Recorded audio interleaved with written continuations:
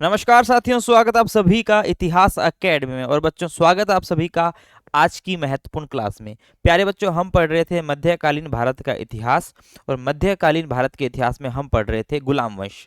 दिल्ली सल्तनत में गुलाम वंश के अंदर हमने मोहम्मद गोरी और कुतुबुद्दीन ऐबक के बारे में अच्छे से जान लिया है। प्यारे बच्चों, आज हम एक महत्वपूर्ण शासक के बारे में पढ़ने वाले हैं जिससे क्वेश्चंस बनते हैं। जी हाँ दोस्तों, इल्तुतमिश वह शासक है जिससे परीक्षा में हमेशा क्वेश्चंस बनते हैं। यानी कि गुलाम वंश में हम देख रहे हैं कि इल्तुतमिश जो है वो काफ़ी महत्वपूर्ण शासक है दोस्तों। यहाँ से काफ़ी ज़्यादा क्वेश्चंस जो है परीक्षाओं में देखने को मिलते हैं। आज की क्लास दोस्तों थोड़ी लंबी रहने वाली है, थोड़ी बड़ी रहेगी, क्योंकि बहुत सारी जानकारियाँ इल्तुतमिश के बारे में आपको देनी है। प्यारे बच्चों, कोशिश यही रहेगी कि इस एक लेक्चर के अंदर इल्तुतमिश की सारी जानकारी आपको दे दी जाए, क्वेश्चन बाहर ना जाने पाए। और ये चीज़ आपको खुद दिखेगी जब आप लेक्चर देखेंगे। बड़े ही अच्छे से हम इल्तुतमिश को आज कवर करने वाले हैं। इसकी सारी उपलब्धियां हम इसी क्लास में देखने वाले हैं, ठीक है। बाकी मैंने आपको बताया है कि अगर हम बात करें स्थापत्य की, तो सामान्य जानकारी तो हम यही देख लेंगे कि इल्तुतमिश ने किन किन इमारतों का या फिर क्या क्या निर्माण कार्य किए थे। लेकिन दोस्तों, डिटेल में दिल्ली सल्तनत का स्थापत्य जो है वो हम लास्ट के अंदर, जब पूरा दिल्ली सल्तनत हो जाएगा, तब हम एक अलग से क्लास उसकी लेके आएंगे, ठीक है।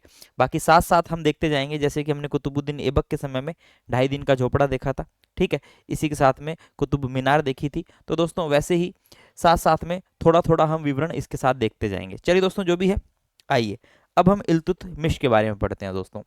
गुलामों के गुलाम के बारे में हम पढ़ने वाले हैं। भारत में, या हम कह सकते हैं दिल्ली में, तुर्क सत्ता का जो वास्तविक संस्थापक था वो इल्तुतमिश कहलाता है। दिल्ली सल्तनत का वास्तविक संस्थापक, जिसने लाहौर से दिल्ली को राजधानी बनाया था, ठीक है। चलिए, और प्रशासनिक दृष्टिकोण से भी दिल्ली को सुदृढ़ किया था। आइए, हम बात कर रहे थे दिल्ली सल्तनत के अंदर गुलाम वंश की। और बच्चों, ये मैप जो है आपको मैंने पहले भी दिखाया था, ठीक है। इस मैप के अंदर हम देख रहे हैं कि यह जो एरिया है, ये दोस्तों क्या है, ये एरिया गुलाम वंश का है। अब देखिए दोस्तों, पहले हम देखते हैं लाहौर। लाहौर जो है, लाहौर जो था दोस्तों, वो किसकी राजधानी था? लाहौर कुतुबुद्दीन ऐबक की राजधानी था, ठीक है ना। लेकिन दोस्तों, यहाँ पर इल्तुतमिश जो है दिल्ली को राजधानी बनाएगा। दिल्ली को राजधानी बनाया इल्तुतमिश ने। दिल्ली को राजधानी बनाया। किसने बनाया प्यारे बच्चों? इल्तुतमिश ने। इल्तुतमिश ने। और दोस्तों, ये लगभग 1211 के अंदर, 1211 में राजधानी बनाता है, ठीक है ना। राजधानी बनाया। लड़ाई होती है जूद की। जूद के युद्ध में, दिल्ली के आसपास वाला क्षेत्र है, जूद के युद्ध में आराम शाह को पराजित करता है। आराम शाह को पराजित किया, जो कि मात्र 8 महीने तक गद्दी पर बैठा रहा, है ना। किया वह दिल्ली का शासक बना। अभी हम पूरी चीजें डिटेल से जानने वाले हैं, ठीक है। तो देखिए, ये लाहौर से जो है राजधानी जो है अब क्या स्थानांतरित हो जाएगी? दिल्ली स्थानांतरित हो जाएगी। आइए, सबसे पहले इल्तुतमिश के प्रारंभिक जीवन के बारे में जानेंगे। इल्तुतमिश की सामान्य जानकारी हम जानने वाले हैं। देखिए, इल्तुतमिश शब्द का अर्थ क्या होता है? तो प्यारे बच्चों, जैसे कि हमने कुतुबुद्दीन ऐबक के बारे में पढ़ा था, कुतुबुद्दीन ऐबक के ऐबक का अर्थ मैंने पता नहीं आपको बताया था नहीं बताया था, तो आप सभी जानते होंगे। ऐबक का अर्थ होता है चंद्रमा का स्वामी, ठीक है ना। ऐबक का क्या अर्थ होता है? चंद्रमा का स्वामी। वैसे ही प्यारे बच्चों, इल्तुतमिश का अर्थ क्या होता है? साम्राज्य का रक्षक या फिर राज्य का स्वामी।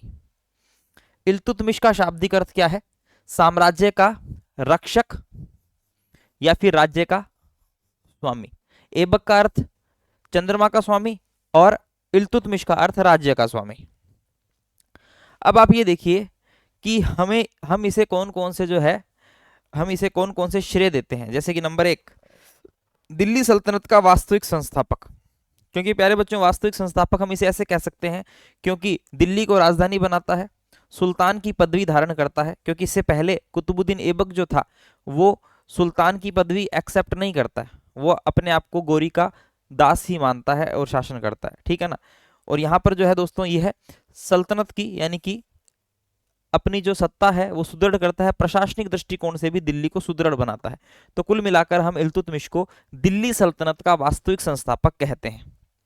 शमशी वंश या प्रथम इलबरी वंश का संस्थापक। ठीक है ना, हमने पीछे पढ़े थे दोस्तों, कुतुबी वंश है, शमशी वंश है, तो इसे हम शमशी वंश या प्रथम इलबरी वंश का संस्थापक भी कह देते हैं। प्यारे बच्चों, इल्तुतमिश के पिता का नाम आता है, इसके इल्तुतमिश के जो पिता हैं, पिता का नाम आएगा इलम खान।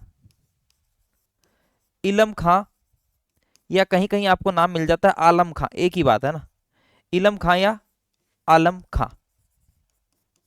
ठीक है ना, इल्तुतमिश के जो पिता होते हैं इलम खां या आलम खां, ये इलबरी तुर्कों के क्या होते हैं, सरदार होते हैं, याद रखना। ठीक है ना, ये क्या होते हैं, पिता जो है ये क्या होते हैं, इलबरी,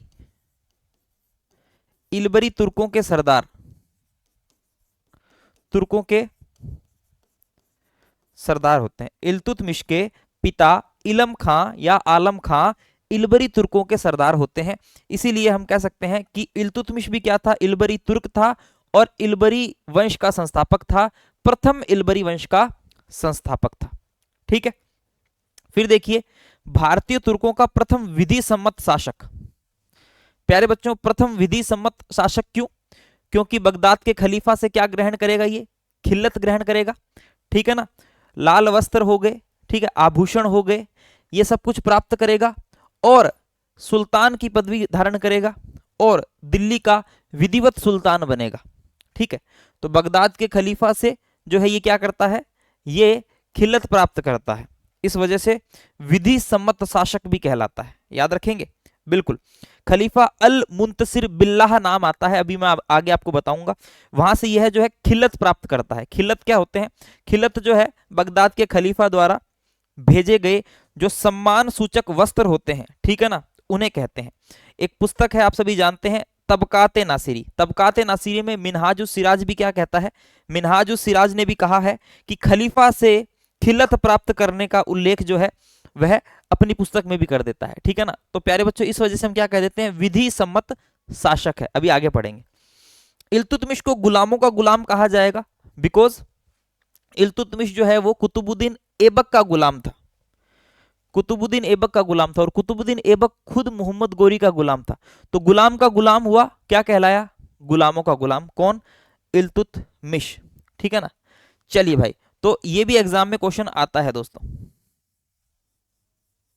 कि इल्तुतमिश को हम क्या कह देते हैं, गुलामों का गुलाम भी कह देते हैं। चलिए आगे देखिए, इसकी उपाधि सुल्तान ए आजम और अमीर उल उमरा। ठीक है ना, अमीर उल उमरा की जो उपाधि है वो इसको कुतुबुद्दीन ऐबक के द्वारा ही दी जाती है। अभी हम आगे थोड़ा डिटेल से पढ़ लेंगे, ये थोड़ा सा हम सामान्य जानकारी यहाँ पर देख रहे हैं। ठीक है, तो शाब्दिक अर्थ देखा इल्तुतमिश का, उसके बाद में हमने इसको क्या क्या श्रेय दिया जाता है, जैसे कि दिल्ली सल्तनत का वास्तविक संस्थापक, शमशी और इलबरी वंश का संस्थापक, इलबरी तुर्क के सरदार थे इनके पिताजी जिनका नाम था इलम खां या आलम खान, भारतीय तुर्कों का प्रथम विधि सम्मत शासक, बिल्कुल दोस्तों खिल्लत प्राप्त करता है बगदाद के खलीफा से। इसी के साथ में गुलामों का गुलाम इसे कह दिया जाता है। ठीक है ना, और उपाधि इसकी है सुल्तान आजम अमीर उल उमरा। ठीक है ना, याद रखिएगा। तो ये इसके बारे में क्या हो गई, सामान्य परिचय हो गया, छोटा सा सामान्य जानकारी हो गई। क्वेश्चन दोस्तों बाहर नहीं जाएगा इल्तुतमिश से, आप देखिएगा जो जो एग्जाम में क्वेश्चन आए हुए हैं ना वो भी सारे मैं पीपीटी में इंक्लूड करके लाता हूँ। ठीक है, बहुत टाइम लगता है मुझे पीपीटी बनाने में प्यारे बच्चों, और मैं आपको ये दावे के साथ कह सकता हूँ कि जिस हिसाब से कोर्स हमने बनाया है, भले ही धीरे कर रहे हैं, भले ही जो है क्लासेस धीरे आ रही है, लेकिन आप खुद देखिएगा, वन स्टॉप सोल्यूशन है हमारी वीडियोस, वन स्टॉप सोल्यूशन। प्यारे बच्चों इतना मैटर है कि एग्जाम क्वालिफाई करवा सके, जेआरएफ निकलवा सके, या फिर कोई भी ऐसा एग्जाम जिसमें हिस्ट्री का वेटेज हो, चाहे वो पीजीटी हो, असिस्टेंट प्रोफेसर हो, टीजीटी एग्जाम हो, ठीक है, नेट जेआरएफ हो, सेट एग्जाम हो, प्यारे बच्चों मोर देन सफिशिएंट कोर्स है। ठीक है, मुझे पता है मेरी कितनी मेहनत लगती है ना, इसीलिए मैं ये चीजें यहाँ बोल देता हूँ, आपको शायद इसका नहीं अंदाजा, लेकिन मुझे पता है। ठीक है, चलिए आइए आगे देखिए, आप खुद ही जान जाएंगे आने वाले समय में। चलिए आगे देखिए, प्रारंभिक जीवन की हम बात करते हैं प्यारे बच्चों इल्तुतमिश की। इल्तुतमिश के बारे में ऐसा कहा जाता है कि इल्तुतमिश दिखने में बड़ा ही सुंदर था, बहुत ही आकर्षक था। हालांकि यह जो तस्वीर है ये तो इसकी काफी ज्यादा उम्र में, यानी कि लगभग बुजुर्ग सा ही नजर आ रहा है, लेकिन दोस्तों इल्तुतमिश जो है वो दिखने में बहुत सुंदर था, और दिखने में बहुत सुंदर होने की वजह से वह अपने भाइयों के ही ईर्ष्या का शिकार हो जाता है। उसके भाई ही उससे क्या करते हैं, उसके भाई ही उससे क्या करने लग जाते हैं, ईर्ष्या करने लग जाते हैं। ठीक है ना, याद रखिएगा। तो हम यहाँ देख रहे हैं कि मध्य एशियाई जनजाति का ये क्या था, तुर्क था, ठीक है ना। और शमशुद्दीन इल्तुतमिश इलबरी तुर्क था। पीछे हमने पढ़ा इसके पिता इलम खां जो है इलबरी तुर्कों के सरदार थे। कुतुबुद्दीन ऐबक ने गोरी की अनुमति से अहिलवाड़ा गुजरात विजय के पश्चात इल्तुतमिश को खरीदा था, ठीक है। यानी कि इल्तुतमिश जो है दिखने में सुंदर था और इल्तुतमिश को उनके भाइयों के द्वारा ही एक दास के रूप में एक दास के व्यापारी को बेच दिया जाता है, ठीक है ना। याद रखना कि यहाँ पर जो है उसके जो भाई ही है वो क्या कर देते हैं, बेच देते हैं, ठीक है। फिर दास के व्यापारी के पास में जाता है और उसके बाद में फिर धीरे धीरे यह कुतुबुद्दीन ऐबक के जो है हाथ में लगता है। अब ये जानना जरूरी नहीं है कि पहले किसको बेचा फिर किसको बेचा फिर किसको बेचा ना, ये कोई नहीं पूछेगा। कुल मिला के ये कुतुबुद्दीन ऐबक के पास में आता है और कुतुबुद्दीन ऐबक का जो है क्या बन जाता है, कुतुबुद्दीन ऐबक का गुलाम बन जाता है, दास बन जाता है, ठीक है ना, बिल्कुल। तो बाल्यकाल में ही जो है इसके भाइयों ने ईर्ष्या की और इसके भाइयों ने जो है हम कहते हैं कि अत्यंत सुंदर था, ये प्रतिभावान था और उसके भाइयों ने ही उसे दासों के व्यापारी को बेच दिया था, ठीक है ना। और फिर उसके बाद में उसे कुतुबुद्दीन ऐबक ने खरीद लिया। अब देखिए कुतुबुद्दीन ऐबक ने जब इसे खरीदा तो कुतुबुद्दीन ऐबक ने उसे दासों के व्यापारी से खरीदा था, क्योंकि इसके भाइयों ने इसे दासों के व्यापारी को बेचा था और दासों के व्यापारी से ही फिर कुतुबुद्दीन ऐबक ने इसे खरीद लिया। किस युद्ध के पश्चात, अहिलवाड़ा गुजरात विजय के पश्चात। अब गुजरात विजय का उल्लेख हम जब कुतुबुद्दीन ऐबक पढ़ रहे थे हमने कर लिया।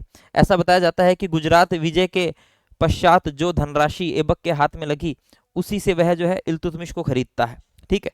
कुतुबुद्दीन ऐबक ने फिर उसे जो है कुछ उपाधियां दी खरीदने के बाद में, जैसे सरजादार, है ना, अंगरक्षकों का प्रधान बोलते हैं इसको, क्या बोल देते हैं, शाही अंगरक्षकों का प्रधान, अंगरक्षकों का प्रमुख और अमीर शिकार। ये जो उपाधियां हैं, ये जो पद है, ये ऐबक ने उसे सौंपे। ऐबक ने इल्तुतमिश को खरीदा एक दासों के व्यापारी से और उसकी बुद्धिमत्ता से इतना ज्यादा प्रभावित हुआ कि उसे सरजादार और अमीर ए शिकार के पदों पर नियुक्त किया। ओके, आगे देखिए। इसी के साथ में ऐबक ने इल्तुतमिश को अपना क्या बना लिया, अपना जमाई बना लिया, ठीक है ना। यानी हम कह सकते हैं कि यह जो है ऐबक की पुत्री से इसका विवाह भी हो जाता है। यानी कि ऐबक ने अपनी पुत्री का विवाह भी किससे कर दिया, इल्तुतमिश से कर दिया और उसे बदायूं का इक्तेदार बना दिया। 2 से 3 चीजें याद रखनी है। पूछ लिया जाए कि कुतुबुद्दीन ऐबक की मृत्यु के समय इल्तुतमिश कहाँ का गवर्नर था, इक्तेदार था, तो आप कह देंगे बदायूं का इक्तेदार था, ठीक है ना। ये एग्जाम में बहुत बार आता है क्वेश्चन, ठीक है ना। क्या कह देंगे, बदायूं का क्या था, इक्तेदार था, वेरी इंपॉर्टेंट है ये, ठीक है। चलिए अब देखिए दोस्तों, यहां पर मोहम्मद गोरी ने ऐबक को एक चीज कही थी। क्या कही थी भाई, कि इसके साथ अच्छा व्यवहार करना क्योंकि उसके द्वारा बड़े बड़े काम होने हैं। ये पहचान होती है एक शासक की कि वो दूसरे व्यक्ति को देख के जो है पहचान जाता है कि ये आगे कितना आगे तक जा सकता है। जैसे कि हम मुगल काल पढ़ते हैं तो मुगल काल में जब हम बाबर के बारे में पढ़ते हैं तो बाबर भी हुमायूं को बोलता है शेर शाह सूरी के बारे में कि इस चालाक लोमड़ी का ध्यान रखना, इसके मस्तिष्क पर मुझे जो है राजा के चिन्ह दिखाई दे रहे हैं। और शेर शाह सूरी जो है दोस्तों हुमायूं को खदेड़ देता है और उसके बाद में द्वितीय अफगान वंश की स्थापना भी करता है। वैसे ही मोहम्मद गोरी ने ऐबक से कहा था। आखिरकार मोहम्मद गोरी ने ऐसा क्या देखा। प्यारे बच्चों, हम पढ़ते हैं मोहम्मद गोरी के अंतिम अभियान के बारे में, जो कि हम देखते हैं खोखरों के विरुद्ध अभियान होता है। 1205-6 के आसपास जो है मोहम्मद गोरी खोखरों के विरुद्ध अभियान करता है और खोखरों के विरुद्ध अभियान में ऐबक के साथ में इल्तुतमिश भी होता है, क्योंकि ऐबक जो है वो अहिलवाड़ा गुजरात विजय के पश्चात इल्तुतमिश को खरीद लेता है। तो ऐबक के साथ में इल्तुतमिश ने भी भाग लिया था और गोरी ने ऐबक को उसके साथ अच्छा व्यवहार करने के लिए कहा था। ऐसा क्यों कहा गया, क्योंकि खोखरों के विरुद्ध अभियान के अंदर मोहम्मद गोरी जो अभियान करता है उसमें ऐबक के साथ में इल्तुतमिश भी होता है। और ऐबक के साथ में जब इल्तुतमिश होता है तो गोरी इल्तुतमिश की प्रतिभा को पहचान जाता है और क्या कहता है, इसके साथ में अच्छा व्यवहार करना, ये आगे बहुत बड़े बड़े काम करेगा। और जैसा कि आप सभी को पता है इल्तुतमिश जो है वो महत्वपूर्ण शासक भी है। ऐबक ने ग्वालियर विजय के उपरांत इल्तुतमिश को बरन की जागीर दी तथा अमीर पद दिया था, ठीक है ना। बरन यानी कि हम बुलंद शहर को कह देते हैं, बुलंदशहर उत्तर प्रदेश, ठीक है ना। तो बरन की जागीर जो है वो भी प्यारे बच्चों ऐबक के द्वारा इल्तुतमिश को दी जाती है। आगे देखिए, ऐबक ने 1205 से 6 ईस्वी में उसके दासत्व से मुक्त किया और अमीर उल उमरा की उपाधि दी। अब देखिए दोस्तों, पीछे मैंने आपको बताया अमीर उल उमरा, ये रही एक उपाधि। ये अमीर उल उमरा की जो उपाधि है ये ऐबक के द्वारा दी जाती है 1205-6 के अंदर, ठीक है ना। कब दी जाती है? 1205-6 में। क्यों दी जाती है? जब जब कुतुबुद्दीन ऐबक ने इल्तुतमिश को दासत्व से मुक्त कर दिया। तो 1206 में ऐबक ने इल्तुतमिश को बदायूं का इक्तेदार भी बनाया और 1205-6 में अमीर उल उमरा की उपाधि भी दे दी, और ऐबक की मृत्यु के समय वह बदायूं का सूबेदार था, ठीक है। यानी कि अमीर उल उमरा की पदवी दी गई, उसे दासत्व मुक्त किया गया और 1206 में बदायूं का इक्तेदार बनाया गया। जैसा कि मैंने आपको बताया कि जब ऐबक की मृत्यु होती है 1210 में, कुतुबुद्दीन ऐबक की मृत्यु होती है, तब इल्तुतमिश जो है वो बदायूं का सूबेदार होता है, इक्तेदार होता है, ठीक है। याद रखिएगा, ये बात यहाँ पर स्पष्ट है। आइए अब आगे देखते हैं। इल्तुतमिश के शासन के 3 मुख्य चरण हैं।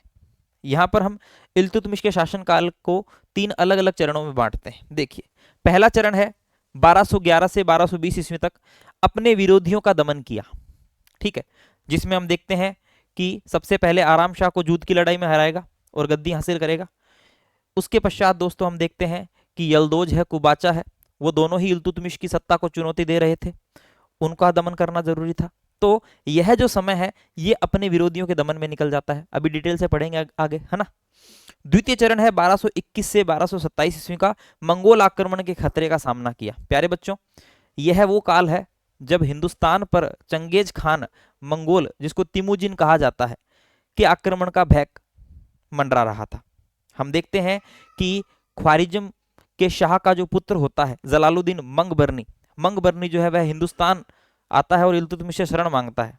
तो दोस्तों यहाँ पर इल्तुतमिश अपनी बुद्धिमत्ता का प्रयोग करता है और वह दिल्ली सल्तनत की राजनीति को मध्य एशिया की राजनीति में नहीं फंसने देना चाहता और मंगबरनी को साफ साफ मना कर देता है, ठीक है। तो यह जो काल है ये मंगोल आक्रमणों के खतरे का काल माना जाता है। और यहाँ पर हम देखते हैं कि 1227 के अंदर जैसे ही चंगेज खान की मृत्यु होती है तो मंगोलों के आक्रमण का भय भी समाप्त हो जाता है, ठीक है। उसके बाद दोस्तों तृतीय चरण है सत्ता को सुदृढ़ करना, ठीक है। सत्ता को सुदृढ़ करना, अपनी शक्ति को मजबूत करेगा, मुद्रा प्रणाली, अपनी कुछ मुद्राएं चलाएगा, ठीक है। प्रशासनिक व्यवस्था जो है दोस्तों वो हम देखते हैं वो सुदृढ़ करेगा, इक्तेदारी प्रणाली है उसे सुदृढ़ करेगा। यानी कि यह जो काल है ये सत्ता को सुदृढ़ करने का काल है, ठीक है। तो मोटा मोटा 3 चरणों में हम मानते हैं इल्तुतमिश के शासनकाल को, 3 मुख्य चरणों में हम बांट देते हैं, ठीक है, याद रखिएगा। चलिए बच्चों, अब आइए, अब हम बात करते हैं पहले चरण, द्वितीय चरण और तीसरे चरण की। सबसे पहले देखेंगे सिंहासन आरोहण, है ना। तो ऐबक की मृत्यु के बाद में उत्तराधिकार का प्रश्न उठा। ऐबक की मृत्यु के बाद में क्या होता है? उत्तराधिकार का प्रश्न उठता है। अब यहां पर लाहौर के तुर्की अमीर जो थे, क्योंकि दोस्तों कुतुबुद्दीन ऐबक की राजधानी क्या थी? लाहौर थी। तो लाहौर के जो तुर्की अमीर थे उन्होंने आराम शाह को जो है गद्दी पर बिठाना पसंद किया, आराम शाह का पक्ष लिया। वहीं दिल्ली के जो तुर्की अमीर थे उन्होंने इल्तुतमिश को सत्ता सौंपने का सोचा। तो दिल्ली के तुर्क जो है, तुर्की अमीर है, वे इल्तुतमिश का पक्ष ले रहे हैं, लाहौर के जो तुर्की अमीर है वो आराम शाह का पक्ष ले रहे हैं।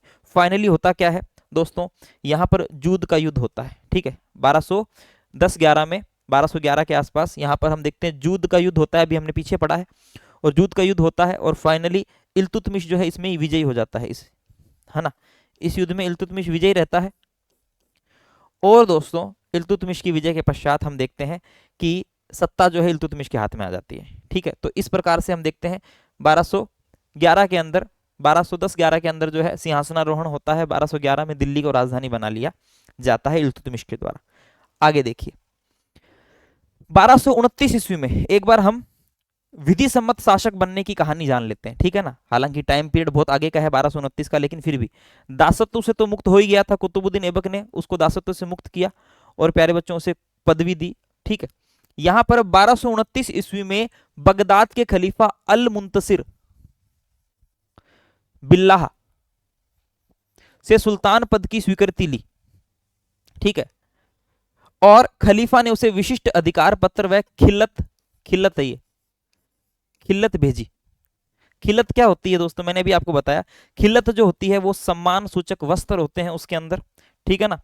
और यहां पर हम देखते हैं कि ऐसा कहा जाता है कि इस्लाम की राजधानी में भेजे गए लाल वस्त्र, आभूषण एवं उपहारों को सुल्तान, उसके पुत्रों तथा अमीरों ने सबने स्वीकार किया। सुल्तान भी स्वीकार करता है, तो कहने का मतलब है वह सुल्तान पद स्वीकार करता है और दोस्तों बगदाद के खलीफा द्वारा भेजे गए विशिष्ट अधिकार पत्र व खिलत जो सम्मान सूचक वस्त्र हैं वो भी एक्सेप्ट करता है।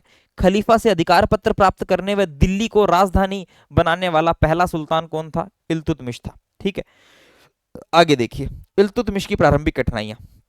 अब वापिस आ जाओ सिंहासनारोहण पर, और सिंहासनारोहण के पश्चात इल्तुतमिश की क्या क्या कठिनाइयां होती है अब वो देखते हैं। ठीक है, चलिए अब देखिए प्यारे बच्चों, यहां पर हम देख रहे हैं कि इल्तुतमिश के सबसे पहले हम प्रतिद्वंदी देखेंगे जो इल्तुतमिश की सत्ता को चुनौती दे रहे थे।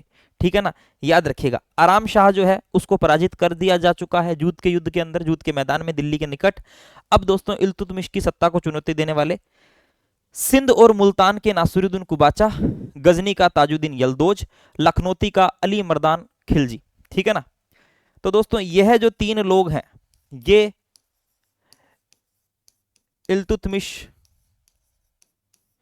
की सत्ता को चुनौती देते हैं, चुनौती देते हैं। ठीक है, और इसी के साथ में हम देखते हैं आंतरिक और बाहरी बहुत सारी कठिनाइयों का सामना इल्तुतमिश को करना पड़ता है। ठीक है ना, अब देखिए दोस्तों इसके अलावा राजस्थान में हम देखें तो यहाँ पर जालोर है, रणथंभौर है, बयाना, अजमेर, इसी के साथ में ग्वालियर आदि ने तुर्की आधिपत्य को अस्वीकार कर दिया। कुतुबुद्दीन ऐबक की मृत्यु के पश्चात ये भी जो है तुर्की आधिपत्य को अस्वीकार करते हैं। अली इस्माइल नामक तुर्की अमीर उसका विरोधी बन गया। अब ये अली इस्माइल नामक तुर्की अमीर कौन है? तो ऐसा बताया जाता है दोस्तों सबसे पहले इल्तुतमिश को सुल्तान बनने के लिए यह व्यक्ति क्या करता है? आमंत्रित करता है, यानी कि अली इस्माइल जो तुर्की अमीर है यही जो है इल्तुतमिश को आमंत्रित भी करता है सुल्तान बनने के लिए, और यही फिर आगे चलकर उसका प्रतिद्वंदी भी बन जाता है। ठीक है ना, याद रखिएगा। चलिए आगे देखिए नेक्स्ट है चंगेज खान के नेतृत्व में मंगोल आक्रमण का भय और कुतबी व मुइजी सरदार इल्तुतमिश से असंतुष्ट थे। तो ये इसकी कठिनाइयां थी। अभी हम देखेंगे प्रारंभिक कठिनाइयों का समाधान कैसे करता है। ठीक है ना, सब देखेंगे। देखिए यहां पर हम देख रहे हैं चंगेज खान के नेतृत्व में मंगोल आक्रमण का भय, ये भी सता रहा था 1221 के आसपास, हमने अभी बात की है द्वितीय चरण के अंदर। और कुतबी और मुइजी सरदार इल्तुतमिश से असंतुष्ट थे। अब देखिए दोस्तों कुतबी और मुइजी ये दोस्तों कुतुबुद्दीन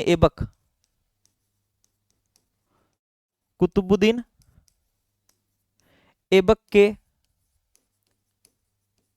समय, यानी कि कुतुबी जो सरदार हैं ये दोस्तों कुतुबुद्दीन ऐबक के समय में या फिर कुतुबुद्दीन ऐबक के शासन काल में शक्तिशाली अमीर थे, है ना, समय में शक्तिशाली अमीर।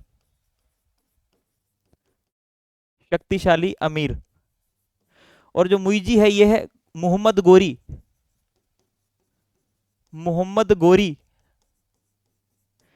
के समय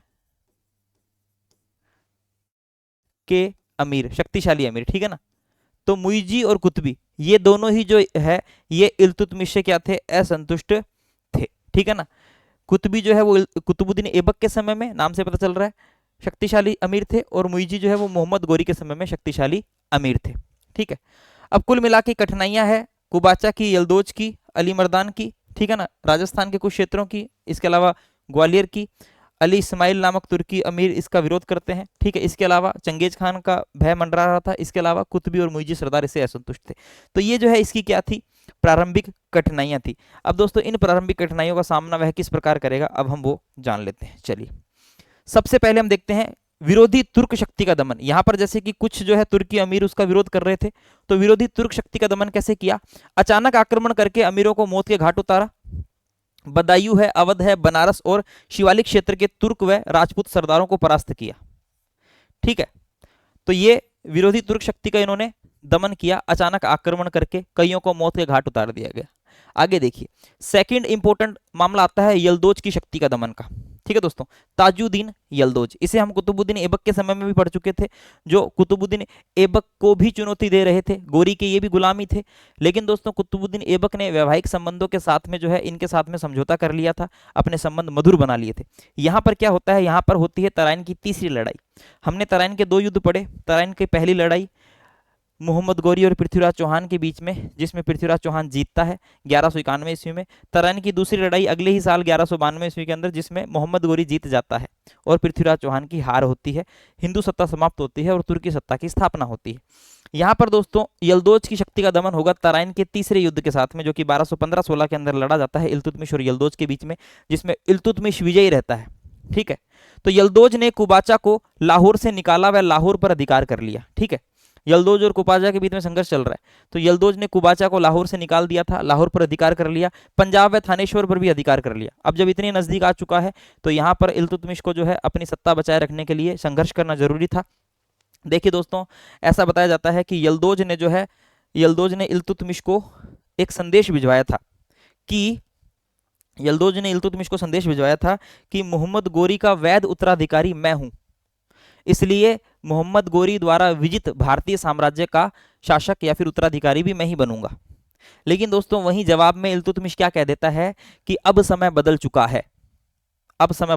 है, तुम्हें ध्यान होना चाहिए कि गोरी और गजनियों का क्या हाल हुआ है, क्या हश्र हुआ है। वंशानुगत उत्तराधिकारी वाला जो अब सीन है वो समाप्त हो चुका है। ठीक है, ऐसा कुछ ये बोलता है, अभी हम आगे आपको बताएंगे। तो तराइन की तीसरी लड़ाई होगी 1215-16 में और इल्तुतमिश इसमें विजय रहता है और यहाँ पर ताजुद्दीन यल्दोज की क्या हो जाती है, पराजय हो जाती है। ठीक है ना। इसामी के अनुसार यल्दोज को बंदी बनाकर बदायूं भेज दिया गया, जहां उसकी मृत्यु हो जाती है। ठीक है, अब आगे देखिए फरिश्ता क्या कहते हैं। फरिश्ता के अनुसार जब यल्दोज पंजाब व थानेश्वर तक अधिकार करने में सफल हो गया, तब उसने इल्तुतमिश के पास संदेश भेजा कि गोरी का वास्तविक उत्तराधिकारी होने के नाते भारतीय साम्राज्य का उस पर अधिकार है, उसका अधिकार है। और इल्तुतमिश ने उत्तर क्या दिया दोस्तों, अब ये कोटेशन एग्जाम में आ सकता है इसलिए मैंने लेके आया हूं। इल्तुतमिश बोलता है कि समय बदल गया है, गजनवियों और गोरियों की क्या दशा हुई, वंशानुगत उत्तराधिकार का समय समाप्त हो चुका है, शक्ति प्रदर्शन करो और गद्दी हासिल करो। तो ये जवाब दोस्तों अगर एग्जाम में आ जाए कि निम्नलिखित बात किसने किसको कही है या फिर इल्तुतमिश ने किसको कही है, तो याद रखना यल्दोज को कही जाती है बात। ठीक है, चलिए भाई, अब दोस्तों यल्दोज की शक्ति का दमन कैसे हुआ, तराइन की तीसरी लड़ाई हुई और यल्दोज की शक्ति का दमन हो गया। ठीक है, अब आइए कुबाचा की शक्ति का दमन। देखिए दोस्तों, कुबाचा की शक्ति का दमन एक बार में नहीं होगा, ठीक है ना, टुकड़ों टुकड़ों में होगा, एक बार में दमन नहीं होता है ना। तो वो हम देख लेते हैं। चलिए सबसे पहले हम देखते हैं कि नासिरुद्दीन कुबाचा ने सागर, दोआब, सुरसुती, भटिंडा पर अधिकार कर लिया था। पंजाब के आसपास वाले क्षेत्र हैं, हरियाणा के आसपास वाले क्षेत्रों पर यह अधिकार कर लेता है। यल्दोज के पराजित होने पर पुनः लाहौर पर अधिकार कर लेता है ये, है ना, क्योंकि यल्दोज ने कुबाचा को लाहौर से निकाल दिया था। जैसे ही यल्दोज जो है पराजित होता है और दोस्तों पुनः जो है लाहौर पर अधिकार हो जाता है, किसका, कुबाचा का। जब कुबाचा ने सरहिंद पर अधिकार करने का प्रयास किया तो 1217 ईस्वी में इल्तुतमिश ने उस पर आक्रमण किया, वह अपने पुत्र नासिरुद्दीन महमूद को वहां नियुक्त किया। दोस्तों यहां पर जो युद्ध होता है 1217 में, उसका नाम होता है मंसूरा का युद्ध। याद रखना, मंसूरा के युद्ध में जो है दोस्तों कुबाचा को क्या किया जाता है, परास्त किया जाता है, आक्रमण किया जाता है और नासिरुद्दीन महमूद को वहां नियुक्त कर दिया जाता है। कहां पर, सरहिंद में। ठीक है, चलिए अब दोस्तों यहां पर लेकिन नासिरुद्दीन कुबाचा जो है वो भाग जाता है, इसकी शक्ति का पूरी तरीके से दमन नहीं हो सकता है। ठीक है ना, यानी कि यहां पर जो है पूरी तरह से इसकी शक्ति का दमन नहीं होता है। कुबाचा भाग जाता है, इल्तुतमिश ने पीछा किया, उसको परास्त किया, परंतु पूरी तरह दमन नहीं कर सका। यानी कि कुबाचा यहां से फरार हुआ, इल्तुतमिश पीछा करता है, परास्त करता है, लेकिन पूरी तरीके से दमन नहीं हो सकता है, याद रखिएगा। चलिए अब आगे देखिए दोस्तों, इसी के साथ फिर 1221 ईस्वी के अंदर एक नया ही खतरा मोल हो जाता है। क्या होता है, चंगेज खान के नेतृत्व में मंगोलों ने ख्वारिज्म के राज्य को नष्ट किया। ख्वारिज्म दोस्तों मध्य एशिया के अंदर है ना, ये मध्य एशिया में है। अगर हम बात करें तो आज के उज्बेकिस्तान है, तुर्कमेनिस्तान के आसपास वाला क्षेत्र, इन क्षेत्रों में बटा हुआ क्षेत्र है ये, है ना। तो ये आप याद रखिए सेंट्रल एशिया का क्षेत्र है, ठीक है ना। और यहाँ पर चंगेज खान के नेतृत्व में मंगोलों ने ख्वारिज्म के राज्य को क्या किया, नष्ट किया था। याद रखना, चंगेज खान के नेतृत्व में जब मंगोल ख्वारिज्म पर आक्रमण करते हैं तो ख्वारिज्म का जो शाह होता है, ख्वारिज्म का शाह तो भागकर क्या करता है दोस्तों, कैस्पियन सागर तट में शरण ले लेता है। ठीक है ना, ख्वारिज्म का जो शासक होता है ये भागकर क्या करता है, कैस्पियन सागर तट में शरण ले लेता है। ठीक है ना, और ख्वारिज्म के शाह का जो पुत्र होता है जलालुद्दीन मंगबरनी, वो भागकर हमारे हिंदुस्तान की तरफ, भारत की उत्तर पश्चिम सीमा की तरफ, पंजाब के आसपास आता है। ठीक है ना, तो ख्वारिज्म के शाह का पुत्र जलालुद्दीन मंगबरनी भागकर पंजाब की ओर आया। अब देखिए दोस्तों, मंगबरनी अपने एक दूत को, जिसका नाम होगा आइनुल मुल्क, याद रखना, इल्तुतमिश के पास भेजता है। इल्तुतमिश के पास भेजता है, इल्तुतमिश से क्या मांगता है? हेल्प मांगता है। इल्तुतमिश से क्या मांगता है? शरण मांगता है।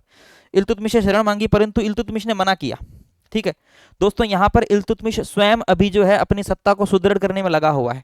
इल्तुतमिश खुद के प्रतिद्वंदियों से लड़ रहा है, और दूसरी तरफ एक तरफ से यहां पर ये जलालुद्दीन मंगबरनी और आ गया।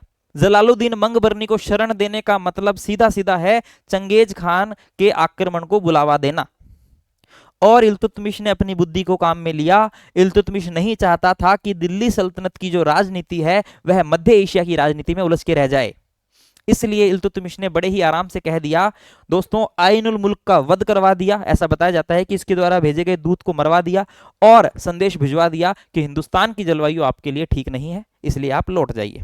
ऐसा बताया जाता है कि 1224 ईस्वी में जो है 1224 ईस्वी में मंगबरनी पुनः लौट जाता है। ठीक, कहीं कहीं 24 आता है, कहीं पे जो है 28 भी आता है, लेकिन दोस्तों 1224 ईस्वी में जो है मंगबरनी लौट जाता है।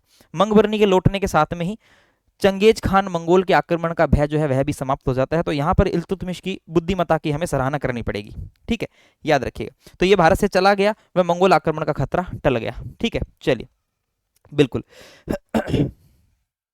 चलिए, तो भारत की जो जलवायु है वह इसके स्वास्थ्य के लिए सही नहीं थी, ऐसा कह के मंगोल आक्रमण का जो भय था वो समाप्त हुआ। आगे देखिए, फिर दोस्तों मैंने आपको बताया था कि कुबाचा जो है वो पूरी तरीके से उसका दमन नहीं हो सका था। 1217 में मंसूरा का युद्ध होता है, कुबाचा भाग जाता है, इल्तुतमिश परास्त करता है, पूरी तरह दमन नहीं हो पाता है। अब वापिस से आओ, कुबाचा का दमन करेंगे। अब आ रही है टाइम 1227 का, चंगेज खान की मृत्यु हो चुकी है, मंगोलों का भय समाप्त हो चुका है। अब कुबाचा की शक्ति को नष्ट करने की योजना बनाई। भटिंडा कोहराम सुरसता पर अधिकार किया, उच्च व मुल्तान की ओर बढ़ा। कुबाचा ने भागकर निचले सिंध भक्कर के किले में शरण ली। इंपॉर्टेंट याद रखना, कुबाचा ने अपने पुत्र बहराम मसूद, जिसको दोस्तों अलाउद्दीन बहराम के नाम से भी जाना जाता है, के हाथों इल्तुतमिश के पास में संधि प्रस्ताव भेजा, लेकिन इस संधि प्रस्ताव को इल्तुतमिश अस्वीकार कर देता है। ठीक है, आगे देखिए, उच्च व मुल्तान पर इल्तुतमिश का अधिकार हो जाता है, और दोस्तों कुबाचा जो है वह सिंधु नदी में डूबकर मर जाता है। ठीक है, और इसी के साथ में देवल और सिंध के सम्र शासक ने भी इल्तुतमिश की अधीनता स्वीकार कर ली। यहां पर आपको याद रखना है कि सिंध विजय के लिए निजामुद्दीन जुनैदी, जो कि दोस्तों इल्तुतमिश का वजीर था, इसको नियुक्त किया जाता है। तो कुबाचा का दमन अब पूरी तरीके से हो चुका है 1227 के बाद में। यहां पर कुबाचा सिंधु नदी में डूबकर जो है उसकी मृत्यु हो जाती है। ठीक है, चलिए भाई नेक्स्ट देखो, नेक्स्ट अब दोस्तों प्रतिद्वंदियों का सामना हो चुका है। प्रतिद्वंदी जो है, इन प्रतिद्वंदियों का जो है दोस्तों, एक मिनट रुकिए ये जो प्रतिद्वंदी है दोस्तों, जो बार बार जो है इल्तुतमिश को परेशान कर रहे थे, अब इनका जो है एक प्रकार से इनकी चुनौतियों का सामना किया जा चुका है। अब यहाँ पर इल्तुतमिश सत्ता को सुदृढ़ीकरण करेगा, यानी कि यहाँ पर अब सत्ता को सुदृढ़ीकरण करेगा। इसमें हमें अभी एक बंगाल के शासक अली मर्दान खिलजी के बारे में भी देखना है। ठीक है ना, देखिए ऐबक की मृत्यु के बाद में बंगाल के शासक अली मर्दान खिलजी ने अपनी स्वतंत्रता घोषित कर दी थी, और यहाँ पर यह अलाउद्दीन की उपाधि धारण करता है। ठीक है ना, लेकिन दोस्तों होता क्या है, 1212 में अली मर्दान का वध हो गया, वह हुसामुद्दीन एवाज बंगाल की गद्दी पर बैठ जाता है, और यह जो उपाधि धारण करेगा वो करेगा गियासुद्दीन की, सुल्तान गियासुद्दीन की उपाधि धारण करके ये गद्दी पर बैठ जाता है। अब एवाज ने बिहार में शक्ति का प्रसार किया और जाजनगर, तिरहुत, बंग, कामरूप के राजाओं से कर वसूला। 1225 ईस्वी में इल्तुतमिश ने बंगाल की ओर कूच किया। आगे देखिए, हुसामुद्दीन एवाज ने क्या कर लिया, आत्मसमर्पण कर लिया, बिहार पर अधिकार किया, वह मलिक जानी को सूबेदार नियुक्त किया, है ना। तो इल्तुतमिश बिहार पर अधिकार कर लेता है, अपनी सत्ता को सुदृढ़ करता है बिहार वाले क्षेत्र में, और मलिक जानी को सूबेदार बना देता है। इल्तुतमिश के लौटते ही एवाज ने दिल्ली की अधीनता वापिस से अस्वीकार कर दी। जब तक इल्तुतमिश था तब तक तो स्वीकार करी, उसके बाद में वापिस से अस्वीकार कर दी। फिर क्या हुआ, 1226 में नासिरुद्दीन महमूद को लखनौती पर अधिकार, 1226 में नासिरुद्दीन महमूद जो है वो क्या करता है, लखनौती बंगाल में, है ना, लखनौती को राजधानी बनाते हैं, हमने देखा बख्तियार खिलजी। ठीक है, तो नासिरुद्दीन महमूद लखनौती पर अधिकार करता है, और एवाज जो है वो मारा जाता है। और 1229 में इख्तियारुद्दीन बल्ख के नेतृत्व में फिर से विद्रोह होता है यहाँ पर, और 1230 में इल्तुतमिश ने पुनः जो है इसको दमन कर देता है। ठीक है, तो 26 तक जो है दोस्तों एवाज का सामना होता है।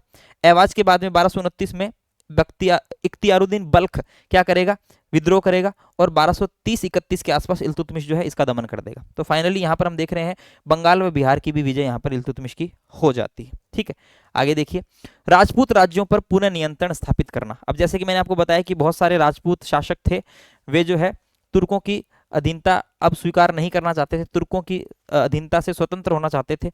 अब देखिए दोस्तों, यहाँ पर चंदेलों ने कालिंजर और अजयगढ़ पर जो है क्या कर लिया, अपनी स्वतंत्रता की घोषणा करी। इसी के साथ में प्यारे बच्चों हम देखते हैं प्रतिहारों ने ग्वालियर पर और चौहानों ने रणथंभौर तथा जालौर पर अधिकार स्थापित कर लिया। ठीक है ना।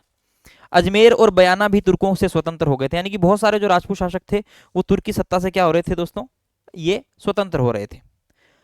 इल्तुतमिश ने 1226 ईस्वी में रणथंभौर जीता। इस समय दोस्तों रणथंभौर का शासक था वीर नारायण, जिसकी दिल्ली में उसे जहर देकर हत्या कर दी जाती है। तो दोस्तों यहाँ पर रणथंभौर विजय हो गई, वीर नारायण की हत्या कर दी जाती है दिल्ली में जहर देकर।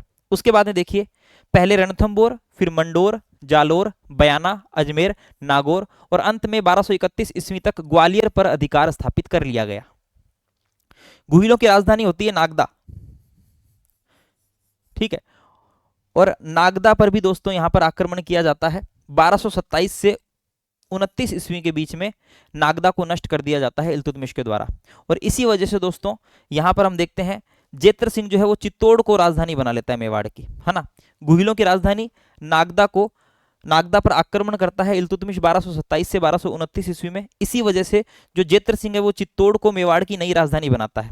ठीक है, और दोस्तों यहाँ पर एक ग्रंथ है जय सिंह सूरी के हमीर मद मर्दन, और हमीर मद मर्दन के अनुसार भूताला के युद्ध में जेत्र सिंह ने इल्तुतमिश को हराया था। ठीक है ना। अब देखिए दोस्तों, ये वेरी इंपॉर्टेंट है। भूताला का युद्ध होता है दोस्तों 1227 ईस्वी में, 1227 ईस्वी, कहीं कहीं 28 भी आता है। 1227-28 ईस्वी में भूताला की लड़ाई होती है। भूताला के युद्ध के अंदर दोस्तों यहाँ पर जेत्र सिंह जो है वो इल्तुतमिश को हरा देता है, वेरी इंपॉर्टेंट है। जेत्र सिंह ने इल्तुतमिश को पराजित किया। आगे देखिए, 1228-29 ईस्वी में जालोर के शासक उदय सिंह को परास्त कर वार्षिक कर देने के लिए बाध्य किया। अब देखिए दोस्तों, यहाँ पर राजपूताना के शासकों को इल्तुतमिश के द्वारा क्या किया जा रहा है, अपने अधीन किया जा रहा है या फिर पराजित किया जा रहा है। हसन निजामी ने अपनी पुस्तक ताज उल मासीर में लिखा है कि इस दुर्ग का दरवाजा आज तक कोई आक्रमणकारी नहीं खोल सका। जालोर दुर्ग की यहाँ पर बात हो रही है। ठीक है, लेकिन दोस्तों यहाँ पर इल्तुतमिश क्या करता है, जालोर के शासक उदय सिंह को पराजित कर देता है और अपनी सत्ता स्वीकार करने के लिए और वार्षिक कर देने के लिए भी बाध्य करता है।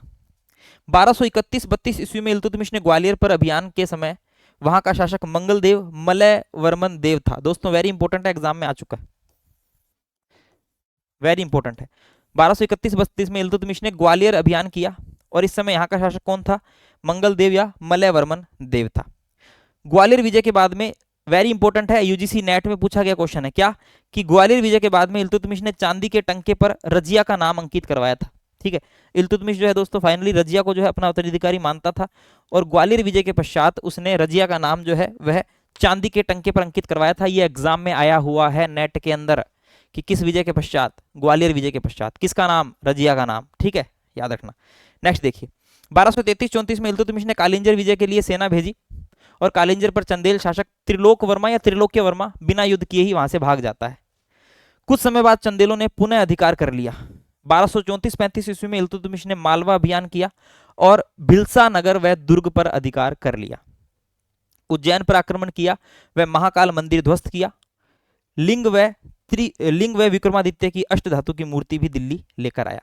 तो दोस्तों इस प्रकार से अपने जो आसपास की जितनी भी चुनौतियां थी उन सब का सामना करते हुए इल्तुतमिश ने अपनी सत्ता को क्या किया, सुदृढ़ किया। अब हम अंतिम अभियान और उसकी मृत्यु की बात कर लेते हैं, उसके बाद में उसके प्रशासनिक कार्य और अन्य कार्यों की बात करेंगे। तो देखिए दोस्तों, यहाँ पर अंतिम अभियान की बात करें, 1236 ईस्वी में बमियान अभियान के लिए कूच किया। यहां दोस्तों जलालुद्दीन मंगबरनी का एक अधिकारी था जिसका नाम था सैफुद्दीन हसन कारलुग, कई कई नाम आता है सैफुद्दीन हसन ओनली। ठीक है ना, शासन कर रहा था। जलालुद्दीन मंगबरनी का अधिकारी सैफुद्दीन हसन कारलुग जो है यहाँ पर शासन कर रहा होता है। ऐसा बताया जाता है कि मार्ग के अंदर इल्तुतमिश जो है बीमार पड़ जाता है। बीमार पड़ने की वजह से इल्तुतमिश को पालकी में बिठाकर पुनः दिल्ली लाया जाता है और दिल्ली में ही 30 अप्रैल 1236 ईस्वी को जो है इल्तुतमिश की मृत्यु हो जाती है। ठीक है, शेख फरीदुद्दीन गजशंकर के शिष्य हांसी के शेख जमालुद्दीन ने इल्तुतमिश की मृत्यु पर 2 शोक गीत लिखे थे। शोक गीतों को मरसिया बोलते हैं, मरसिया, क्या बोलते हैं, मरसिया। तो दोस्तों शेख फरीदुद्दीन गजशंकर के शिष्य हांसी के शेख जमालुद्दीन, इन्होंने इल्तुतमिश की मृत्यु पर 2 शोक गीत भी लिखे थे, याद रखिएगा। आगे देखिए, तो इस प्रकार दोस्तों हम देखते हैं कि दिल्ली में ही जो है इल्तुतमिश की क्या हो जाती है, मृत्यु। दिल्ली में मृत्यु 1236 ईस्वी में। और दोस्तों यहाँ पर हम दिल्ली के अंदर इल्तुतमिश की क्या देख रहे हैं, यहाँ पर हम उसकी कब्र देख रहे हैं, ठीक है ना, याद रखिएगा। तो दोस्तों इस प्रकार की इसकी क्या है, कब्र है। नेक्स्ट देखिए, इल्तुतमिश के प्रशासनिक कार्यों की हम बात करते हैं। तो दोस्तों इल्तुतमिश के प्रशासनिक कार्यों में सबसे महत्वपूर्ण काम है उसके द्वारा निर्मित किए गए 40 गुलामों का एक दल, ठीक है ना, जिसको हम तुर्कान चिहलगामी कहते हैं, चिहलगानी। तो 40 गुलामों के दल का गठन किया। कुतबी एवं मुइजी अमीर इल्तुतमिश को सुल्तान मानने से के लिए तैयार नहीं थे। मैंने क्या बताया, कुतबी कुतुबुद्दीन ऐबक के समय के शक्तिशाली अमीर, मुइजी मोहम्मद गोरी के समय के शक्तिशाली अमीर, ये जो है दोस्तों इल्तुतमिश को सुल्तान मानने के लिए तैयार बिल्कुल नहीं थे, उसकी सत्ता को चुनौती दे रहे थे, उसकी सत्ता को अस्वीकार करते थे, ठीक है। परिणाम स्वरूप क्या हुआ, तुर्कान चिहलगानी का गठन किया गया कि जो हमारा विरोध करे। तो ऐसे 40 विश्वस्त गुलामों का दल गठित किया गया जो इल्तुतमिश के पक्ष में थे। इस 40 गुलामों के दल में स्वामी भक्त व विश्वास पात्र तुर्कदास थे। उनकी नियुक्ति प्रमुख प्रशासनिक व सैनिक पदों पर की गई थी। आगे देखिए, कुतबी व मुइजी को या तो मार दिया गया या पदच्युत कर दिया गया, ठीक है। तुर्कान चिहलगानी का सर्वप्रथम उल्लेख दोस्तों कहां मिलता है, वेरी इंपॉर्टेंट है, एग्जाम में आता है, इसामी की फुतु उस सलातीन ने। और दोस्तों इस दल को चिहलगानी किसने कहा, चिहलगानी की संज्ञा किसने दी, तो इतिहासकार जियाउद्दीन बर्नी ने 40 दल को चिहलगानी की संज्ञा दी है, इंपॉर्टेंट है। बर्नी क्या बोलता है, उनमें से कोई भी किसी अन्य के समक्ष झुकने को तैयार नहीं होता था और इक्ता वितरण के समय समानता की मांग करते थे। यानी कि 40 के 40 जो गुलाम थे ये अपने आप में ही क्या थे, बड़े ही आत्मसम्मान को बड़े ही ठेस नहीं पहुंचने देते थे, कोई नहीं झुकता था किसी के सामने। और दोस्तों एक कोटेशन आती है ना, मिनहाज के अनुसार वे एक दूसरे को कहते थे। दोस्तों ये नेट के एग्जाम में पता नहीं कितनी बार आई हुई है, पूछा जाता है कि ये जो कथन है ये किसके द्वारा कहा जाता था। तो दोस्तों ये जो कथन है ये तुर्कान चिहलगानी के गुलामों के द्वारा या फिर उनके सदस्यों के द्वारा कहा जाता था। क्या कहा जाता था कि मैं और अन्य कोई नहीं, आप क्या है जो मैं नहीं हूं, और आप क्या नहीं थे जो मैं नहीं रहा। ये दोस्तों ये जो चीज है ये मिनहाज बताता है कि ये जो गुलाम है 40 गुलाम ये एक दूसरे को कहते थे, ठीक है ना, याद रखिएगा। तो दोस्तों एक प्रशासनिक कार्य क्या है, 40 गुलाम के दल का गठन करना। इसका सबसे इंपॉर्टेंट बात है, सबसे पहले उल्लेख कहां पर होता है, इसामी की पुस्तक है फुतु उस सलातीन में, और जियाउद्दीन बर्नी ने ये नाम दिया था चिहलगानी, ठीक है ना। चलिए आगे देखिए, सेकंड काम है ताजिकों की प्रशासनिक पदों पर नियुक्ति। ताजिक थे दोस्तों गैर तुर्क विदेशी। ताजिक कौन थे, गैर तुर्क विदेशी। तो ताजिक कुलीन वंशी गैर तुर्क विदेशी थे। इल्तुतमिश का जो प्रधानमंत्री था जैसे कि निजामुद्दीन जुनैदी वजीर, ये और दोस्तों इसामी, ये दोनों ही ताजिक वर्ग के थे, इंपॉर्टेंट है याद रखना। ताजिक कौन होते थे, ताजिक होते दोस्तों गैर तुर्क विदेशी, विदेशी होते थे और तुर्क नहीं होते थे, गैर तुर्क होते थे, ठीक है ना। इल्तुतमिश के प्रति ये वफादार थे। दोस्तों आप याद रखो कि तुर्कान चिहलगानी और ताजिक वर्ग ये दो ही इल्तुतमिश के प्रशासन के प्रमुख आधार थे, अभी मैं बताऊंगा आगे चलना, ठीक है। तो इल्तुतमिश के प्रति वफादार थे। तो दोस्तों दूसरा काम क्या किया, प्रशासनिक कार्यों में ताजिकों को उच्च पदों पर नियुक्ति की। तीसरा देखो दोस्तों इक्ता प्रथा का प्रचलन। इक्ता प्रथा का प्रचलन किया दोस्तों। भारत में इक्ता के प्रचलन का श्रेय इल्तुतमिश को दिया जाता है। वैसे हमने मोहम्मद गोरी के संदर्भ में पढ़ा, लेकिन विधिवत रूप से जो इक्ता का प्रचलन किया था भारत के अंदर दोस्तों, वो हम सबसे पहले हमने मोहम्मद गोरी के संदर्भ में पढ़ा, लेकिन दोस्तों भारत में इक्ता प्रथा चलाने वाला इल्तुतमिश था। इक्ता अरबी शब्द है जिसका अर्थ है भूमि या भूभाग। तो भूमि के टुकड़े को इक्ता कहते हैं, ठीक है ना। यह हस्तांतरणीय भू राजस्व अधिन्यास थे। हस्तांतरणीय यानी कि दोस्तों ये हस्तांतरित किए जा सकते थे, है ना। ऐसा नहीं कि दोस्तों इनका हस्तांतरण नहीं किया जा सके, है ना, किया जा सकता था कभी भी अगर इक्ता का कोई दुरुपयोग कर रहा है तो। इक्ता प्रथा मध्य एशियाई मुस्लिम राज्यों में प्रचलित थी। इक्ता के अधिकारी इक्तादार कहलाते थे। इक्ता दो प्रकार के होते थे, एक तो दोस्तों बड़ी इक्ता, एक छोटी इक्ता। छोटी इक्ता जो है यह भू राजस्व अनुदान होते थे, सैनिक सेवा में बदले दिए जाते थे, सैनिक सेवा के बदले, यानी कोई सैनिक सेवा है उसके बदले में इक्ता दी जा रही है। केवल भू राजस्व वसूल करने का अधिकार था इनको, ठीक है। बड़ी इक्ता की बात करें तो ये प्रांत की भांति होते थे, वह उच्च पदीय कर्मचारियों को दिए जाते थे उनकी सेवा के बदले, जिन्हें मुक्ता या वली भी कहा जाता था। अब देखिए दोस्तों दोबारा सुनिए, इक्ता शाब्दिक अर्थ है भूमि का टुकड़ा। हस्तांतरणीय भू राजस्व अधिन्यास हुआ करते थे। इक्ता के प्रमुख इक्तादार होते थे। इक्ता जो है दोस्तों वह कर्मचारियों को उनके सेवा के बदले दिया जाने वाला भूभाग हुआ करता था, जहां से वे राजस्व एकत्र करके खुद का खर्चा चला लेते थे। लेकिन दोस्तों ये भी दो प्रकार के होते थे, एक बड़ी इक्ता, छोटी इक्ता।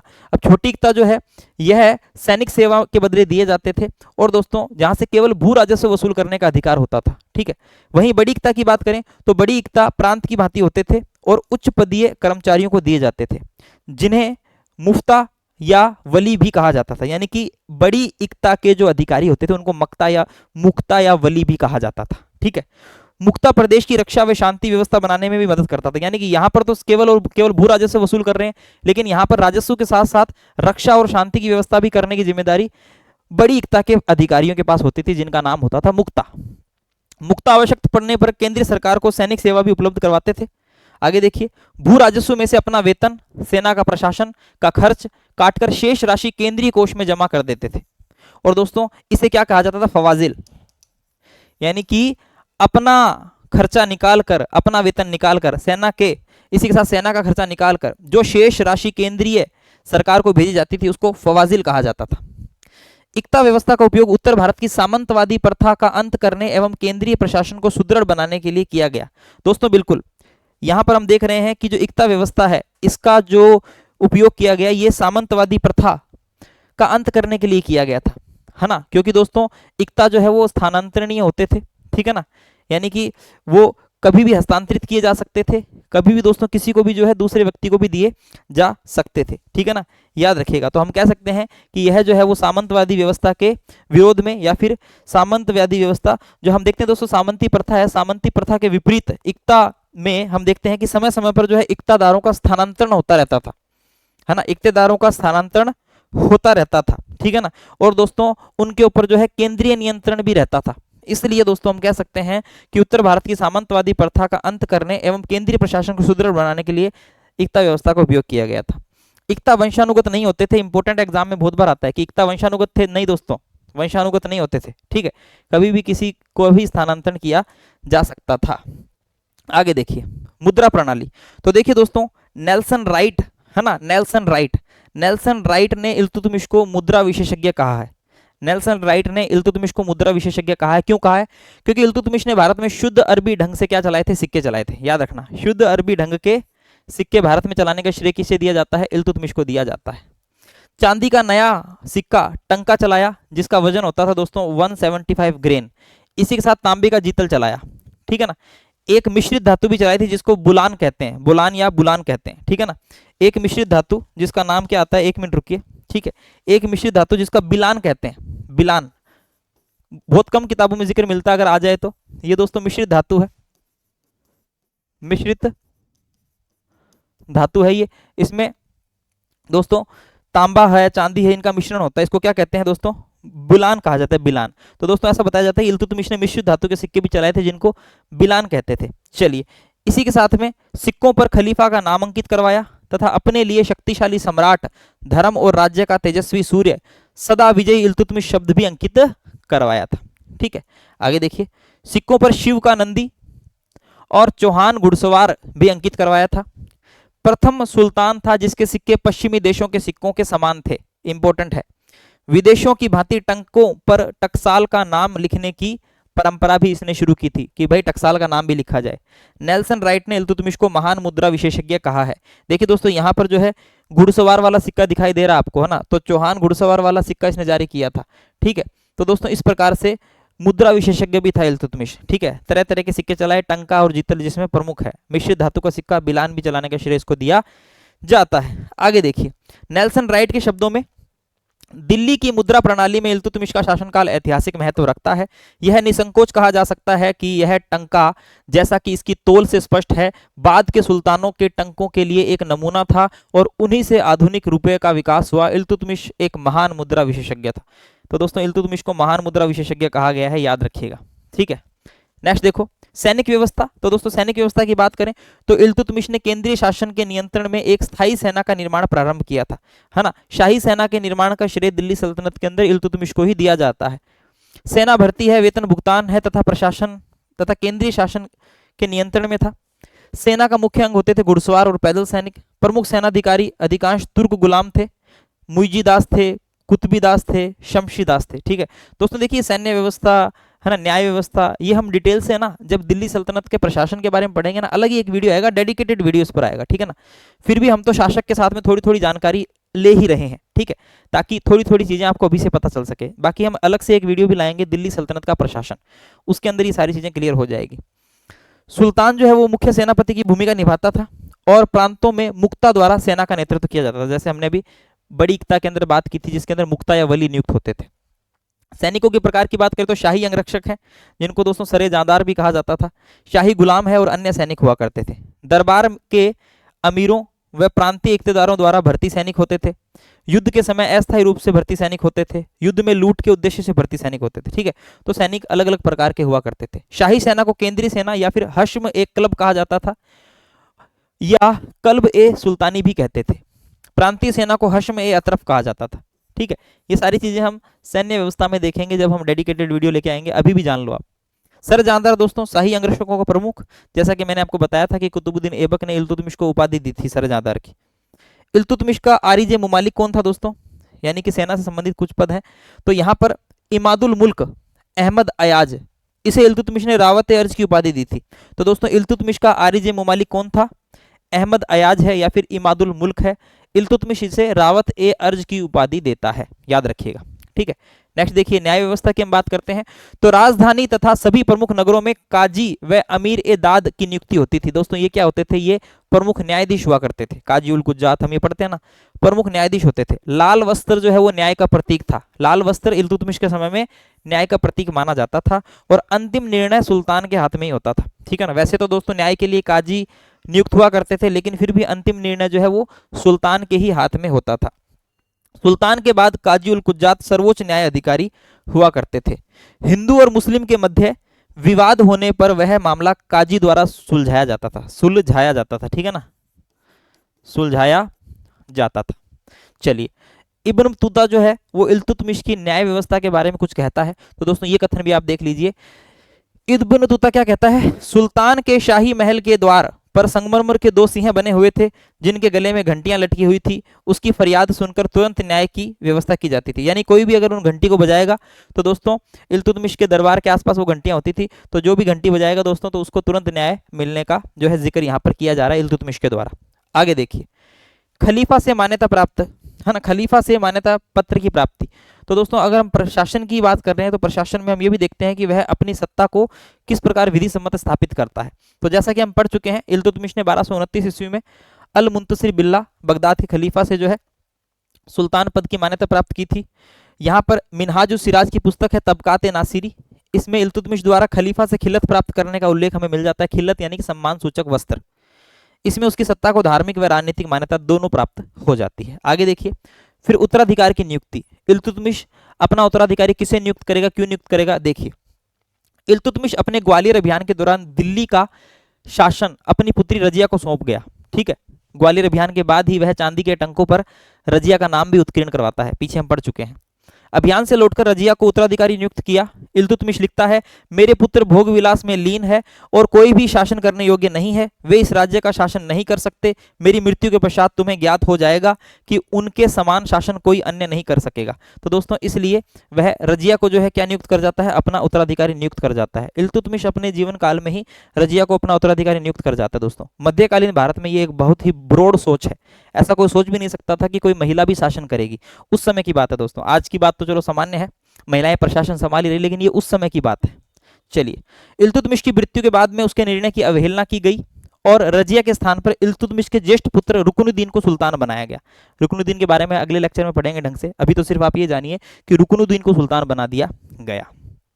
आगे देखिए नेक्स्ट, इल्तुतमिश का चरित्र एवं मूल्यांकन। तो देखिए दोस्तों, दिल्ली सल्तनत को एक स्वतंत्र एवं वैधानिक स्वरूप प्रदान करने में किसका योगदान दिया जाता है, श्रेय दिया जाता है, इल्तुतमिश को श्रेय दिया जाता है। अपनी राजनीतिक सूझबूझ से दिल्ली सल्तनत की मंगोल आक्रमण से संकट से रक्षा करी, यानी मंगोलों का जब आक्रमण का भय मंडरा रहा था 1221 ईस्वी के अंदर, तो दोस्तों जलालुद्दीन मंगबरनी को शरण न देकर इल्तुतमिश ने अपनी बुद्धिमत्ता का उदाहरण दिया। दिल्ली सल्तनत की प्रशासनिक व्यवस्था का निर्माण किया, एकता प्रणाली चलाई, सेना का गठन किया। इसी के साथ में वह विद्वानों का आश्रयदाता था। मिनहाजुल सिराज है और मलिक ताजुद्दीन इसके दरबार में प्रमुख विद्वान हुआ करते थे। आगे देखिए, शिक्षा के लिए दिल्ली में मदरसा ए मुइज्जी व नासिरी मदरसा की स्थापना की थी, ठीक है ना। याद रखना दोस्तों, शिक्षा के क्षेत्र में मदरसा ए मुइजी और नासिरी मदरसा की स्थापना करता है कौन? दिल्ली के अंदर इल्तुतमिश के द्वारा किया जाता है। ठीक है ना। चलिए, अपने पुत्र नासिरुद्दीन के नाम पर है ना, नासिरी मदरसा अपने पुत्र नासिरुद्दीन के नाम पर। ईरानी राजतंत्र के सिद्धांतों को प्रतिपादन करने वाली पुस्तकों आदाबुस सलातीन और महासिरुल सलातीन को उसने अपने पुत्रों की शिक्षा हेतु बगदाद से मंगवाया था। वेरी इंपॉर्टेंट है, जो कि ईरानी राजतंत्र के सिद्धांतों का प्रतिपादन करती है, व्याख्या करती है। लाहौर के स्थान पर दिल्ली को राजधानी बनाया 1211 में, ये हम पढ़ चुके हैं। और कुतुब मीनार का निर्माण कार्य पूरा किया। कुतुब मीनार का निर्माण कार्य जो कुतुबुद्दीन ऐबक ने शुरू किया था, उसे पूरा कौन करवाता है? कुतुबुद्दीन ऐबक करवाता है। ठीक है ना, याद रखिएगा। नेक्स्ट देखिए, नागौर में अतारकिन का दरवाजा अपने पुत्र नासिरुद्दीन महमूद की कब्र पर 1231 ईस्वी में सुल्तानगढ़ी नाम से मकबरा बनवाया। ठीक है दोस्तों, तो देखिए नागौर में अतारकिन का दरवाजा बना देता है और 1231 में सुल्तानगढ़ी नाम से मकबरा भी बनवाता है। ठीक है ना। चलिए, तो दोस्तों अतारकिन का दरवाजा भी 1231 में बनता है। ठीक है ना, याद रखना। ये भी कब बनवाया? 1231 में ही बनवाया था। ठीक है, और सुल्तानगढ़ी नाम से मकबरा बनवाता है। ठीक है ना, याद रखिएगा। बिल्कुल दोस्तों, यहां पर हम देखते हैं पलवल तथा हांसी में भी मस्जिद बनाई जाती है, ये भी याद रखना। पलवल तथा हांसी में मस्जिद बनवाई, ये उसके स्थापत्य या निर्माण कार्यों में आ रहा है, मूल्यांकन में हम देख रहे हैं। ठीक है, बदायूं में होजे शमशी ईदगाह तथा जामा मस्जिद का निर्माण करवाया। ठीक है, तो जामा मस्जिद बनी थी 1223 ईस्वी में। ठीक है, बिल्कुल। और होजे शमशी होजे खास बनवाया, तो 1223 ईस्वी में क्या बनवाया दोस्तों? 1223 ईस्वी में जामा मस्जिद बदायूं में, यहां लिख देता हूं 1223 में, वैसे कोई नहीं पूछेगा, फिर भी 1223 ईस्वी में बदायूं के अंदर क्या बनवाई? जामा मस्जिद का निर्माण करवाता है। इसी के साथ में प्यारे बच्चों, इल्तुतमिश स्वयं का मकबरा भी बनाता है। तो दोस्तों दिल्ली में स्वयं का मकबरा भी बनाया, तो दिल्ली सल्तनत को संगठित भी किया, इक्ता व्यवस्था का प्रचलन किया, सैन्य व्यवस्था, मुद्रा प्रणाली, प्रशासनिक सुव्यवस्था के कारण इल्तुतमिश को दिल्ली का वास्तविक संस्थापक माना जा सकता है। अब देखिए दोस्तों, इल्तुतमिश से संबंधित और भी बहुत सारे तथ्य हैं जो कि कहीं ना कहीं एग्जाम में पूछे गए हैं, पुरानी परीक्षाओं में पूछे गए हैं। तो दोस्तों वो सारे तथ्य भी मैं एक साथ ले आया हूँ, 5-7 स्लाइडों में हम वो तथ्य भी देख लेते हैं। देखिए, इल्तुतमिश से संबंधित अन्य महत्वपूर्ण तथ्य। सबसे पहले, इल्तुतमिश को सुल्तान सईद तथा मकबरों का पितामह कहा जाता है। ठीक है दोस्तों, याद रखना, सुल्तान सईद कहा जाता है, मकबरों का पितामह कहा जाता है। बगदाद के खलीफा से मान्यता प्राप्त करते समय उसे हिंदुस्तान के सुल्तान एवं नासिर अमीर उल मोमिनीन की उपाधि मिली। तो दोस्तों ये उपाधि भी किसकी है? इल्तुतमिश की है, नासिर अमीर उल मोमिनीन। अवध में पृथु विद्रोह इल्तुतमिश के समय में हुआ था, याद रखना। ठीक है दोस्तों, पृथु के दमन के बाद में ही अवध को फाइनली जो है इल्तुतमिश दिल्ली सल्तनत में मिला पाया था। यहाँ पर जो है इल्तुतमिश का पुत्र नासिरुद्दीन जो है वो नियुक्त था, लेकिन दोस्तों पृथु नामक जो एक शक्तिशाली व्यक्ति होता है वह यहाँ पर विद्रोह कर देता है। तो याद रखना, पृथु का विद्रोह अवध में हुआ था, किसके समय? इल्तुतमिश के समय में। मलिक कुतुबुद्दीन हसन गोरी, फकरुल मुल्क निजामी जैसे योग्य व्यक्ति इल्तुतमिश के दरबार में रहते थे। तो ये कुछ अन्य दरबारियों के नाम है जो इनके दरबार में रहते थे। इल्तुतमिश अधिराजत्व में विश्वास करता था, न कि संप्रभुता में। ये वेरी इंपॉर्टेंट है दोस्तों, एग्जाम में बहुत बार आया हुआ है। इल्तुतमिश ने ईरानी फारसी राजतंत्रीय परंपराओं को ग्रहण किया और उन्हें भारतीय वातावरण के अनुकूल समन्वित किया। बहुत बार एग्जाम में आया कि ऐसा कौन सा शासक था जिसने ईरानी फारसी राजतंत्रीय परंपराओं को ग्रहण किया और भारतीय वातावरण में अनुकूल समन्वित किया। ठीक है ना। इल्तुतमिश के शासनकाल में राजनयिक सिद्धांत और राजकीय संगठन की कला एवं युद्ध कला एवं फक्के मुदब्बिर, देखिए सुनिए, एक तो राजनीतिक सिद्धांतों पर और एक युद्ध कला पर। फक्रे मुदब्बिर ने आदाब उल हर्ब नामक जो है प्रथम भारतीय मुस्लिम ग्रंथ तैयार किया था। ठीक है ना दोस्तों, ये भी इसका दरबार में इंपॉर्टेंट भूमिका निभाता था। कुतुबुद्दीन ऐबक के समय में भी था ये। ठीक है, फक्रे मुदब्बिर हमने पीछे पढ़ा भी है। आगे देखिए, भारत में रकाब का पहला विवरण इसी पुस्तक में मिलता है। देखिए दोस्तों, ये रही। ठीक है, तो राजनीतिक सिद्धांत, युद्ध कला, फक्रे मुदब्बिर, इनकी पुस्तक है आदाबुल हर्ब। रकाब का पहला विवरण भी इसी में मिलता है। इल्तुतमिश के दरबार में नूरुद्दीन मोहम्मद औफी जवामिल उल हिकायत की रचना, देखिए नूरुद्दीन मोहम्मद औफी ने जवामिल उल हिकायत की रचना की और इसी पुस्तक में सर्वप्रथम चुंबकीय कंपास का उल्लेख मिलता है। ये सारे एग्जाम में क्वेश्चन आए हुए हैं इल्तुतमिश से संबंधित। इल्तुतमिश के शासनकाल में एक तिब्बती भिक्षु धर्म स्वामी ने नालंदा की यात्रा की थी। और गंधक की बावली, बावड़ी का निर्माण किसने करवाया दोस्तों? इल्तुतमिश ने करवाया था। देखिए दोस्तों, ये कहां पर है? मेहरौली, है ना, दिल्ली। मेहरौली पुरातात्विक पार्क के अंदर स्थित है ये। क्या नाम है? गंधक की बावड़ी। दोस्तों किसने बनवाया? इल्तुतमिश ने निर्माण करवाया 13वीं शताब्दी के अंदर, ठीक है ना, इल्तुतमिश ने 13वीं शताब्दी, ठीक है। तो गंधक की बावड़ी का निर्माण इल्तुतमिश करवाता है। यहाँ पे लिखा है निर्माण में योगदान, आप ये समझ लीजिए कि इल्तुतमिश ने इसका निर्माण करवाया था, ठीक है, गंधक की बावली का निर्माण, ठीक है। चलिए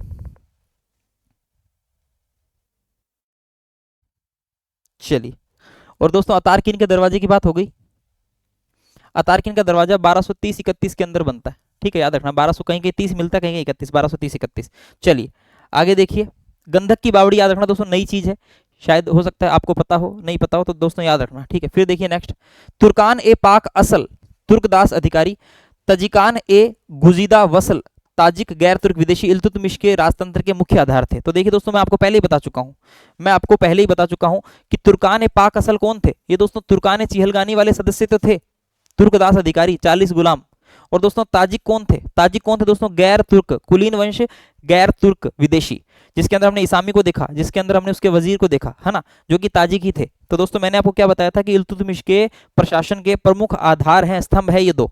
तो इनको और किस नाम से जानते हैं? इनको तुर्कान ए पाक असल, तुर्कान ए चिहलगानी, और दोस्तों ताजिकान ए गुजिदा वसल यानी कि ताजिक, ठीक है, इनको इस नाम से भी जानते हैं, याद रखिएगा। नेक्स्ट देखिए, इल्तुतमिश से संबंधित महत्वपूर्ण कथन है यहाँ पर दोस्तों। अभी कथन कथन बच्चे हैं जो एग्जाम में आते रहते हैं, ये भी देख लेते हैं। डॉक्टर आर त्रिपाठी, इल्तुतमिश भारत में मुस्लिम राज्य का वास्तविक संस्थापक था। सर वुल्जले हैग, है ना, वुल्जले हैग क्या कहते हैं? इल्तुतमिश गुलाम शासकों में सबसे महान था।